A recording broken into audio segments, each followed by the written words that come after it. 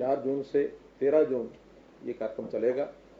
और जैसे पता है कि इससे पहले 2 बार खेलो इंडिया हो चुका है देश के विभिन्न भागों में, और इस बार हमारा सौभाग्य है और मैं केंद्र सरकार, प्रधानमंत्री जी और हमारे खेल मंत्री, उनका धन्यवाद भी करता हूं कि इस बार का जो खेलो इंडिया का कार्यक्रम, उसकी मेज़बानी हमें हरियाणा के लोगों को मिली है और हम इसको उनकी मेज़बानी के नाते से बिल्कुल तैयार हैं। सब व्यवस्थाएं हमारी जो तैयार हो चुकी हैं।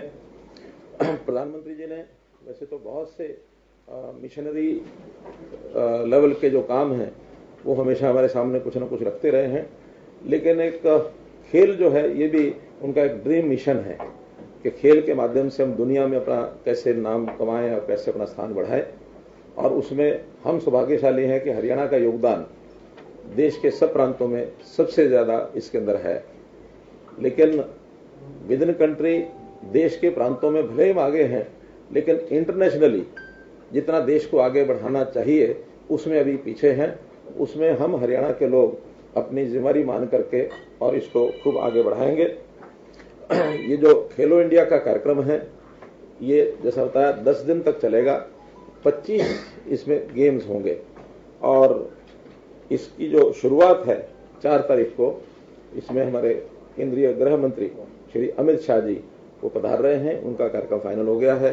सायकाल 7 बजे के लिए हमने जनता को बुलाया है। ठीक 7:30 बजे कार्यक्रम जो है ये शुरू होगा और उस 7:30 बजे के कार्यक्रम की शुरुआत में लगभग 8,500 तो जो खिलाड़ी हैं या उनके जो प्रबंधक जितने भी हैं, साथ में अधिकारी हैं, कोच हैं और जो सहयोगी हैं, वो सब 8,500 की संख्या उनकी रहेगी।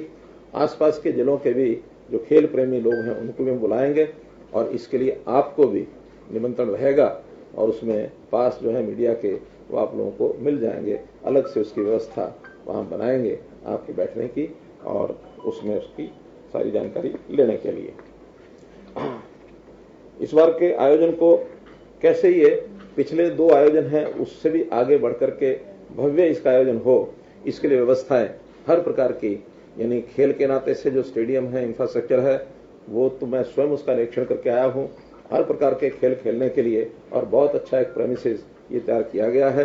न केवल पंचकुला बल्कि इसमें से कुछ खेल चंडीगढ़ यूनिवर्सिटी का जो कैंपस है उसमें भी होंगे, कुछ अंबाला में होंगे, शाहबाद में होंगे और दिल्ली में होंगे। अलग अलग खेल जो इस प्रकार से होंगे उनकी जो जानकारी है वो मैं बता देता हूं आपको। इसके अंदर तीरंदाजी और फुटबॉल ये पंजाब विश्वविद्यालय चंडीगढ़ के परिसर में होगा। तैराकी और जिम्नास्टिक ये अंबाला में होगा। हॉकी शाहबाद में होगा। साइकिलिंग और शूटिंग ये दिल्ली में होंगे। और जो मैंने बताया 25 खेल जो इसमें आयोजित किए जाएंगे उसमें 5 खेल जो हर बार ये मौका दिया जाता है स्टेट को कि 5 कोई परंपरागत खेल जिस जो स्टेट गेस्ट स्टेट है, होस्ट स्टेट है, वो अपने नाते से 5 खेल उसमें जोड़ सकते हैं। 20 पहले से तय होते हैं। 5 जो हमने जोड़े हैं उसमें गतका है, थांगता है, कलारी पट्टू है, योगासन है, मलखम्ब है। सारे देश भर के अलग अलग प्रांतों के नाते से ये खेल जो परंपरागत खेल हैं इसको जोड़ा गया है।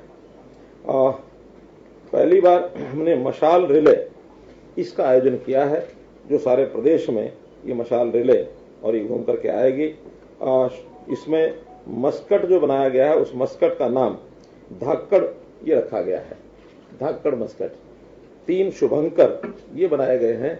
ये भी सब पूरे प्रदेश में इनको हम एक प्रकार से प्रचार के नाते कहिए या लोगों को जानकारी देने के नाते कहिए, जितने हमारे प्रदेश में जितने जिले हैं सब जगह अलग अलग कार्यक्रमों में इनको हम भेज रहे हैं और इनका भी एक भ्रमण हो रहा है। धाकड़ शब्द से बहुत जाना जाता है। यहाँ का जवान भी धाकड़ है, यहाँ का किसान भी धाकड़ है और यहाँ का पहलवान भी धाकड़ है। तो अब हमारा हरियाणा इस धाकड़ संस्कृति को और आगे बढ़ाए, अर्थात सबसे आगे रहने वाला ये एक प्रकार का हिम्मत वाला ये प्रदेश है। धन्यवाद धन्यवाद। जितने भी प्रदेश हैं सभी प्रदेशों की टीमें इसमें भाग लेंगी। कल से कुछ प्रदेशों की टीमें, शायद मणिपुर की टीम कल आ भी चुकी है, मिजोरम की भी आ चुकी है। तो ये टीमें आनी शुरू हो गई हैं। सभी प्रदेशों की टीमें इसके अंदर भाग लेने के लिए, और ये आने वाले हैं।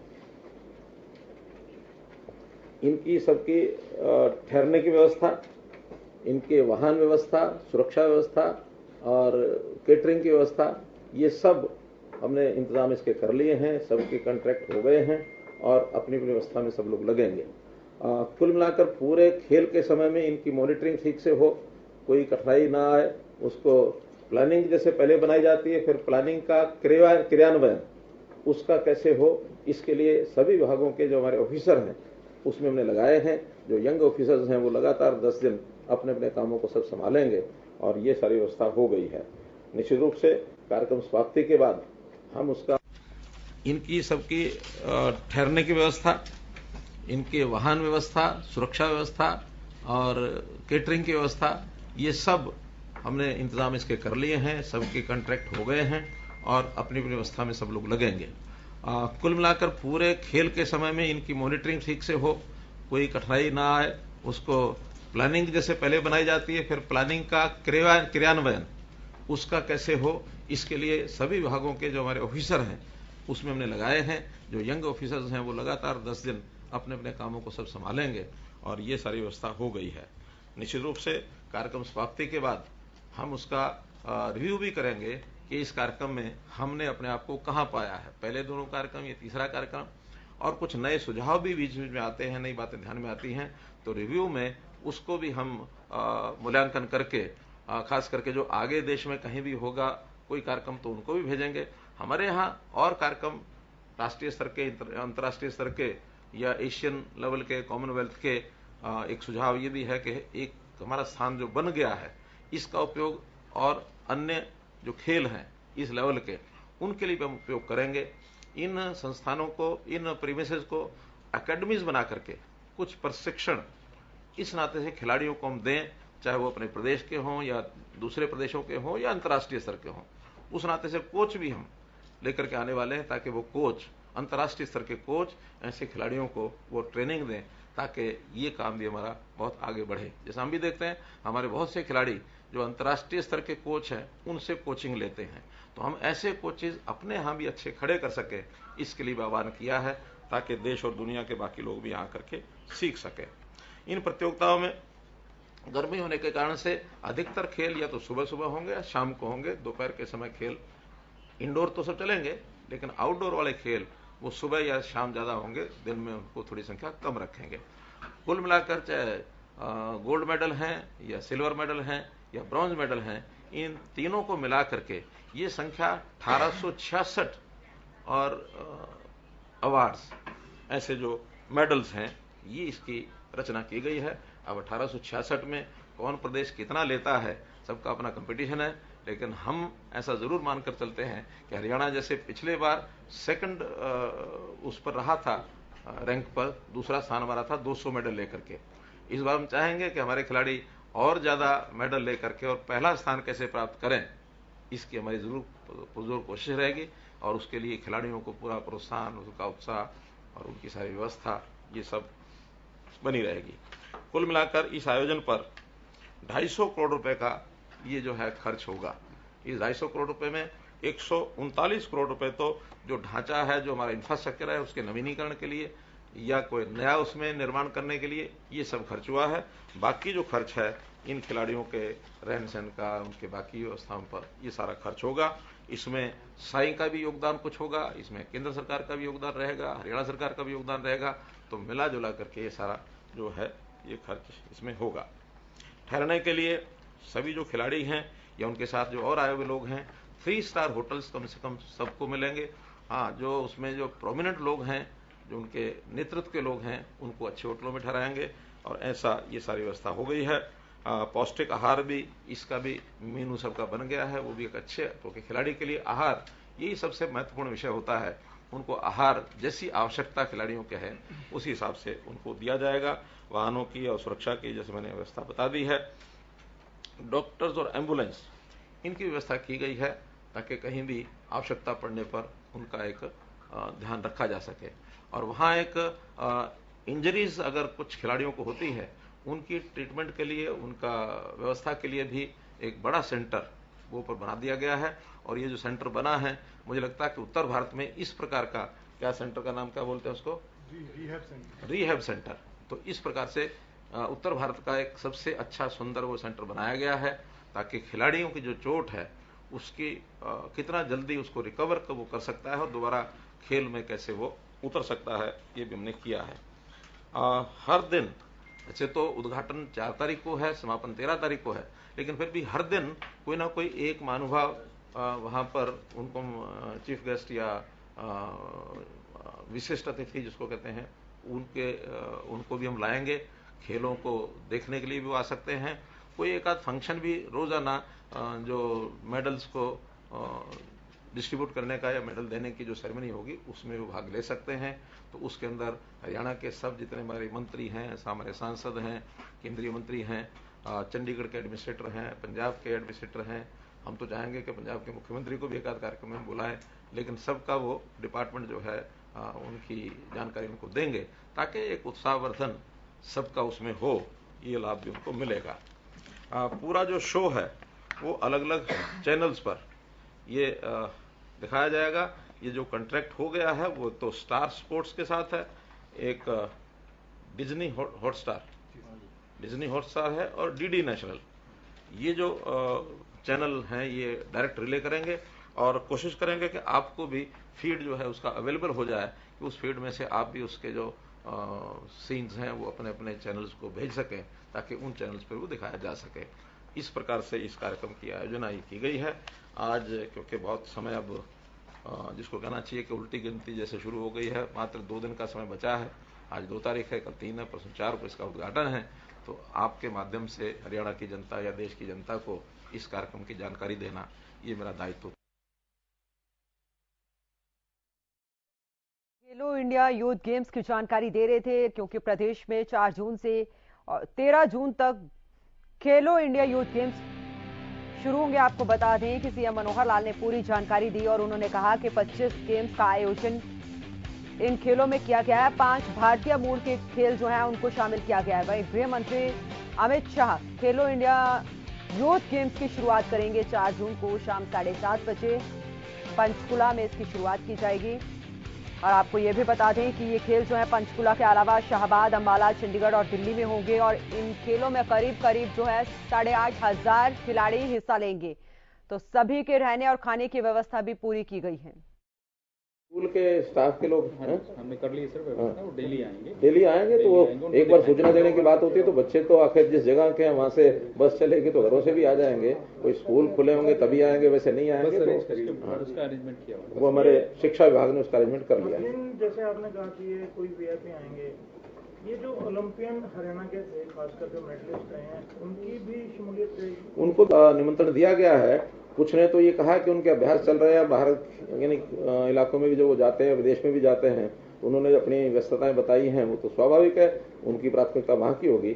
लेकिन जो यहाँ हैं, घरों पर हैं, उनको खेलने के लिए अलग अलग दिनों में उनको बुलाएंगे और उसका निमंत्रण हमने सबको दिया है। नीरज चोपड़ा बाहर चल रहे हैं? नीरज चोपड़ा बाहर है।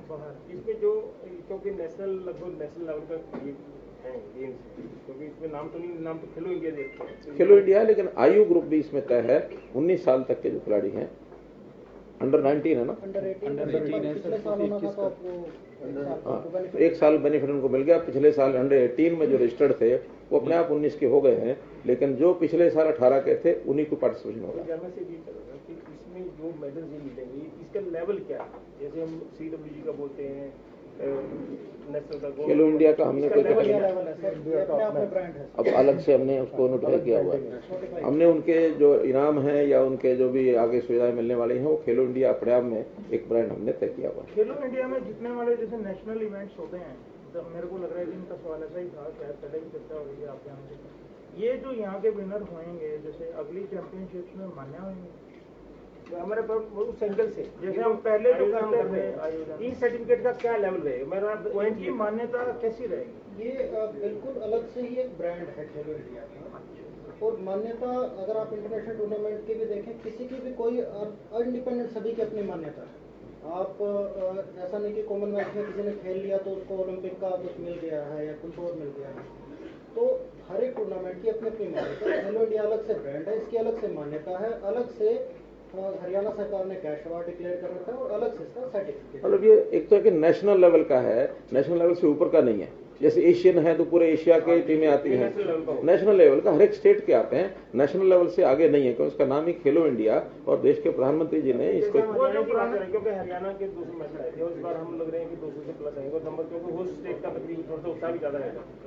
ये हमारी जो हमारी खेल पॉलिसी है उसके मुताबिक में कौन सा लेवल रहेगा, यानी आपका क्या मतलब उनको कैश अवार्ड का वो तो कैश अवार्ड तो हो गया, कैश अवार्ड तो हम नौकरी वगैरह में सुविधा मिलती है, उसका लेवल की क्या जाना चाहते हैं।